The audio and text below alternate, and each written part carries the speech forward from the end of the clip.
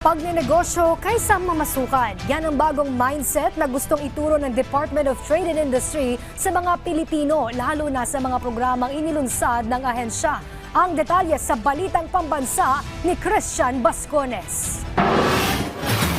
Hindi lang para sa mas inclusive development para sa mga micro, small and medium enterprises or MSMEs sa National Capital Region ang isinusulong ngayon ng Department of Trade and Industry NCRO. Kung hindi isang programa na magbibigay oportunidad sa mga gustong magkaroon ng negosyo ang sentro ng kanilang advokasya. Sinabi ni DTI NCR Regional Director Winston Singun, sa inilunsad na nilang training, unang itinuturo ay ang entrepreneurial mindsetting kung saan hinihimok ang mga kwalipikadong benepisyaryo na magnegosyo imbes na mamasukan. Madalas na kinakandak natin na unang training or seminar is entrepreneurial mindsetting. So yun. So how to start, sumusunod na yun. How to register, bookkeeping, ganun, how to access financing, ganun. So ano yan, from the start to hanggang sa development na nila, entrepreneurial mindsetting ang ating kinakandak. Para nga yung mindset pa lang baguhin, na imbes na mamasukan,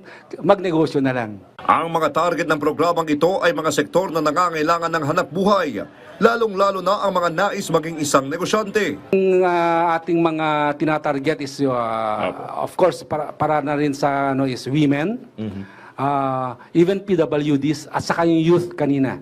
So itong sektor na ito, malaking source na natin ng mga would-be entrepreneurs because we have programs na talagang specifically para sa kanila. And that would be, isasama na natin sila sa pagnenegosyo. Samantala, nilinaw naman ng ahensya na hindi nakabilang sa kanilang mandato ang price monitoring.